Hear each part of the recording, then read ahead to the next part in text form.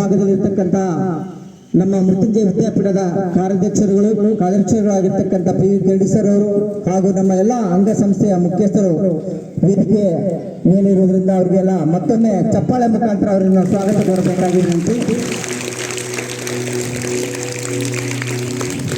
ನಂತರ ಈ ಒಂದು ಯೋಗದ ಉದ್ಘಾಟನೆಯನ್ನು ಮಾನ್ಯ ಕಾರ್ಯಾಧ್ಯಕ್ಷರಾಗಿರ್ತಕ್ಕಂಥ ಪಿ ವಿ ಕೆರಡಿ ಗುರುಗಳು ಈ ಒಂದು ಮ್ಯಾಟ್ ಮೇಲೆ ಕುಳಿತುಕೊಂಡು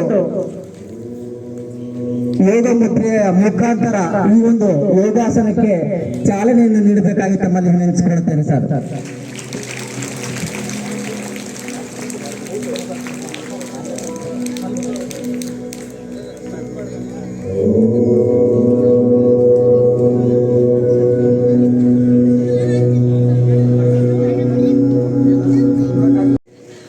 ಸೌಖ್ಯವಾದ ದೇಹ, ಅವನು ಸದೃಢವಾಗಿದ್ದರೆ ಯಾವತ್ತೂ ಕೆಲಸವನ್ನು ಮಾಡಬಲ್ಲ. ಒಂದು ಮುಳ್ಳು ಚುಚ್ಚಿದರೆ ನಮ್ಮ ಎಷ್ಟೋ ಅಂಗ ವ್ಯವಸ್ಥೆಯಲ್ಲಿ ತೊಡರು ಉಂಟಾಗ್ತದೆ. ಆ ದೃಷ್ಟಿಯಿಂದ ಈಗಿನ ಪರಿಸ್ಥಿತಿ, ನಾವು ವಿದ್ಯಾರ್ಥಿ ಇದ್ದಾಗಿನ ಪರಿಸ್ಥಿತಿಗೂ ಮಹತ್ತರವಾದ ಬದಲಾವಣೆ ಇದೆ. ನಮಗೆ ಆಡಲಿಕ್ಕೆ ಬೇರೆ ಏನೇನು ಇದ್ದೇ ಇಲ್ಲ. ಈ ತರಹದ ವ್ಯವಸ್ಥೆ ಇರದೇ ಇದ್ದರೂ ಕುಸ್ತಿ ಆಡೋದು, ಓಡೋದು ಇಂಥ ವ್ಯವಸ್ಥೆ ಇತ್ತು.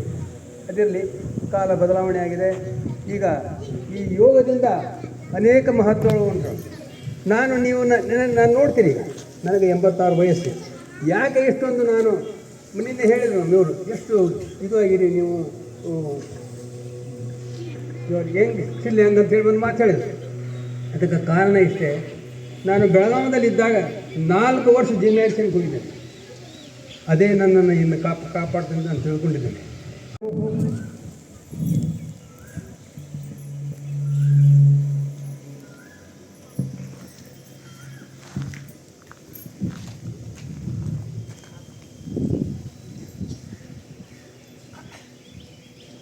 Thank you sir.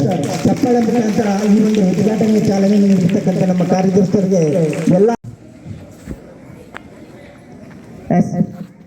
Opposite direction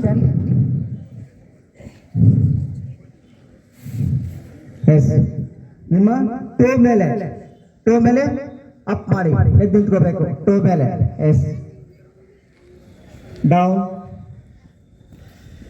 up down, up down. ಈಗ ನಿಮ್ಮ ಹಿಂಬಳವನ್ನು ಊರಬೇಕು, ಮುಂಗಾಲನ್ನು ಸ್ವಲ್ಪ ಎತ್ತಬೇಕು. Up down. ಹಿಂಬಳ ಊರ್ಬೇಕು, ನೆಲಕ್ಕೆ ಊರಿರ್ಬೇಕು, ಮುಂದಿನ ಕಾಲನ್ನು ಎತ್ತಿರಬೇಕು. Up down. ಓಕೆ.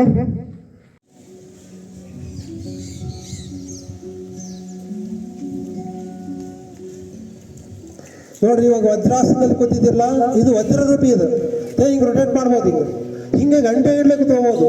ನೋಡ್ರಿ, ಇದರಿಂದ ಏನ್ ಗೊತ್ತಾ, ಈ ವಜ್ರಾಸನದಲ್ಲಿ ಕೂಡೋದ್ರಿಂದ ನಿಮಗೆ ಏಕಾಗ್ರತೆ ಜಾಸ್ತಿ ಆಗ್ತದೆ. ವಿದ್ಯಾರ್ಥಿಗಳಿಗೆ ತಾಳ್ಮೆ, ಏಕಾಗ್ರತೆ ಬಹಳ ಮುಖ್ಯವಾದವು. ಅದಕ್ಕೆ ಯಾವಾಗಲೂ ಈ ವಜ್ರಾಸನದಲ್ಲಿ ಕೂತ್ಕೊಳ್ಳೋದ್ರಿಂದ ರೂಢಿ ಮಾಡ್ಕೊಳ್ರಿ. ಅದು ಈ ತೊಡೆಯ ಭಾಗ ಐತಲ್ಲ, ವಜ್ರ ರೂಪಿ ಆಗ್ತದೆ. ಹಿಂಗೆ ಸ್ವಲ್ಪ ಮೂಮೆಂಟ್ ಮಾಡ್ಬೋದು, ಗೋಲಿ ತರ ಮೂಮೆಂಟ್ ಮಾಡ್ಬೋದು. ಹಿಂಗೆ ನೀವು ಮನೇಲಿ ಕೂತ್ಕೋಬೇಕಾದ್ರೆ ಯಾವಾಗಲೂ ಹಿಂಗೆ ಅಭ್ಯಾಸ ಮಾಡ್ಕೊಳ್ರಿ.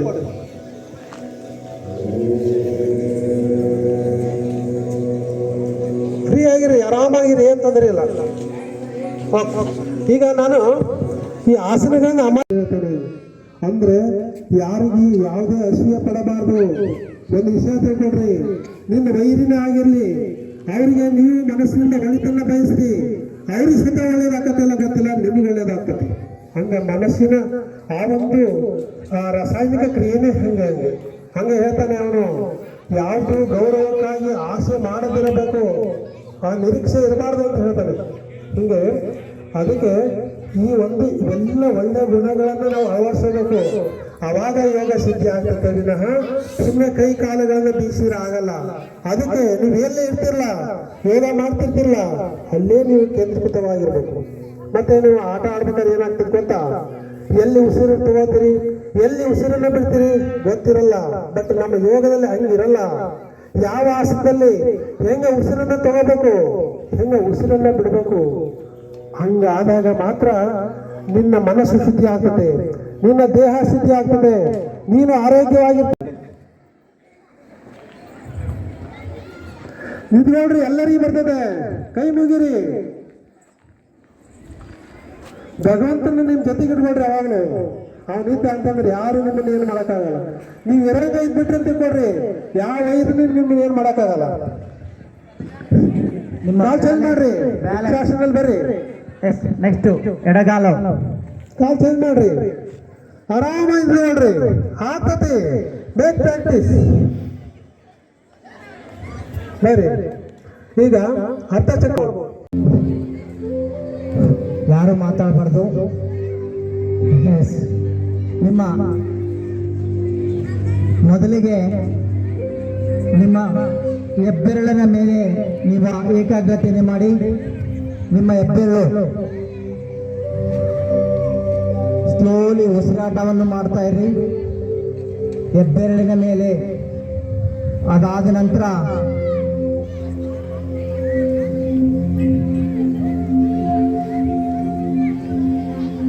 ಎಲ್ಲ ಹೆಬ್ಬೆರಳುಗಳ ಎಲ್ಲ ಕಾಲಿನ ಬೆರಳುಗಳ ಏಕಾಗ್ರತೆಯನ್ನು ಮಾಡಿ ಬೆರಳಿನ ಮೇಲ್ಭಾಗದಲ್ಲಿ.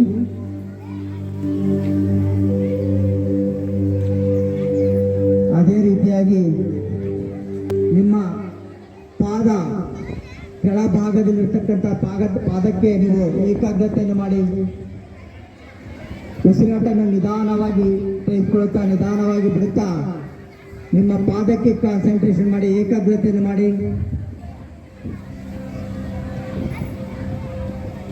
ಅದೇ ರೀತಿಯಾಗಿ ನಿಮ್ಮ ಮುಂಗಾಲಿನ ಭಾಗಕ್ಕೆ ಬನ್ನಿ.